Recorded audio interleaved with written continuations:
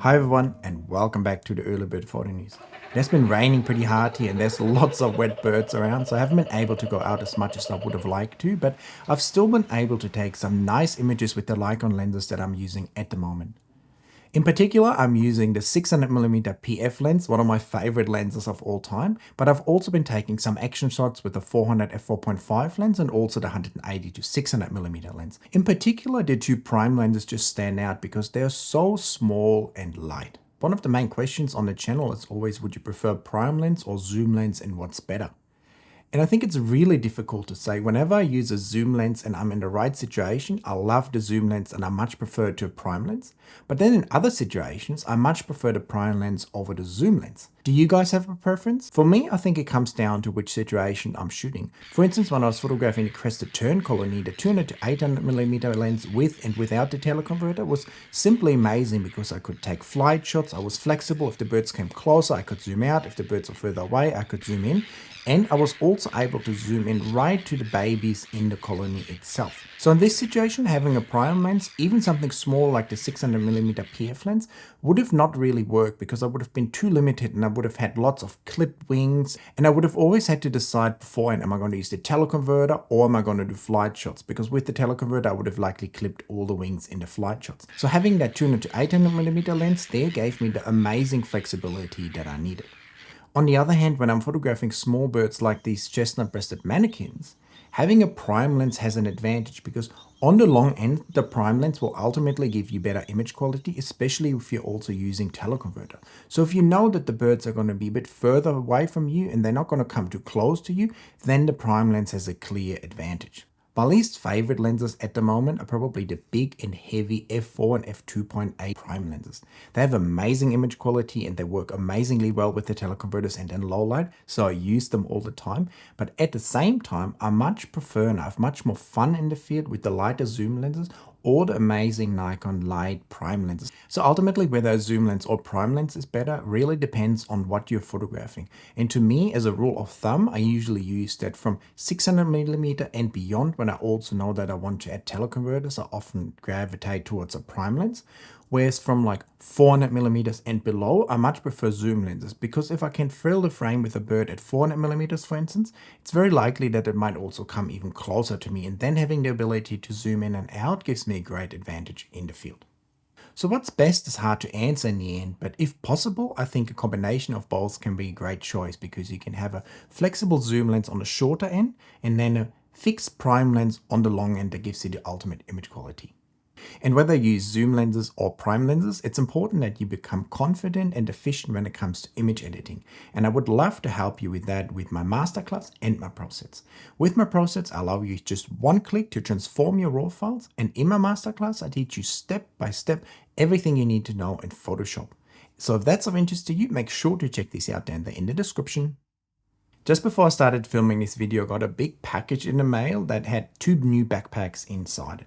I've been looking around for a new backpack for a little while. I wanted to find one that's still nice and small, fits the carry-on restrictions, but also fits my 600mm lens, ideally with its camera attached. And then I also needed a new smaller backpack that fits like the 200 to 800mm lens with the camera attached and something like a Z8 and the 600mm PF lens. So I've only just unpacked them, but my first impressions are pretty good. The first backpack is this nice and small one from a company called Naya Evo. And here, this is the pack, and then you put also one of these RCI units inside that lets you put all the camera gear inside. And what I like about their RCI units is actually that they pack really flat. So they come like this, and if you want to store them away, or if you have multiple ones, it's really easy to pack them away because they're nice and flat. And then you just set them up and they become the normal units from inside your backpack, like you know. Just like this big one, for instance. So the small RCI obviously goes into the small backpack, but then I also got the big backpack. And what excites me about this one is that it should fit into carry-on still, but also will fit my 600mm lens with an R5 attached to it. And that's something that I haven't really found in any other backpack. And besides that, I like the look of the packs and the quality also feels really nice. Of course, I have to try them out in the field to see how they properly go and what I think of them and how comfortable they are when you carry your stuff and how much gear can actually fit into them. But my first impression so far is really good. What are the backpacks you guys are using? Do you have any recommendations? I've been using a variety of backpacks over the last few years, but I must say these ones look very nice. I'm quite excited about trying them out. Just a few hours ago, OM Systems also announced their new latest flagship camera, the OM-1 Mark II. And there's a few interesting specs about it and then some curious ones. For instance, it seems like they decided to use the same sensor that they used in the previous camera. That was probably a good sensor, but personally I always feel like if you advance your flagship camera, having a more advanced sensor has some changes to it or more megapixel for instance, might make sense. But in this case, it seems like they focused mainly on updating the autofocus and some other features, which is also great, of course. And the camera shoots up to 50 frames per second with full autofocus, and also allows you to have blackout-free shooting in the EVF, which is a big plus, of course, because we all know it can be annoying with these electronic viewfinders when it's a bit of a slideshow with a bit of a blackout. They also increased the buffer significantly, which is always very welcome, especially with these high frame rates of like 50 frames per second or more.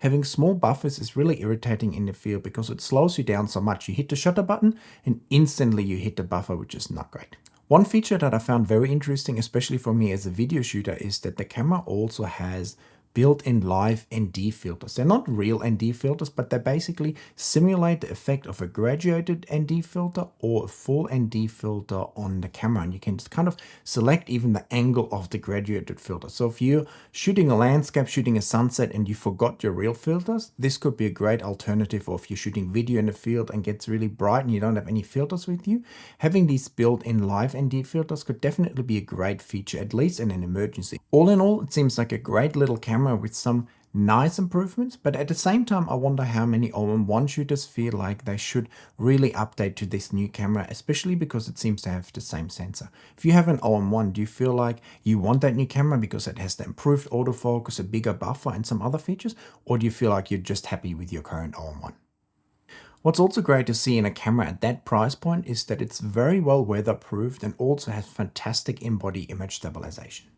When it comes to Canon, we haven't had a lot of news over the last week and we're still kind of stuck with that annoying rumor that the R1 will only have 30 megapixels. So hopefully, fingers crossed, that's not true, but we're about to find out at about 4 weeks time where a lot of rumors are pointing in that direction saying that the R1 will be announced just before the CP Plus trade show. So it's hopefully only going to be a few more weeks before we can find out whether the R1 is really going to be a master of everything or more a master that has slightly low megapixels.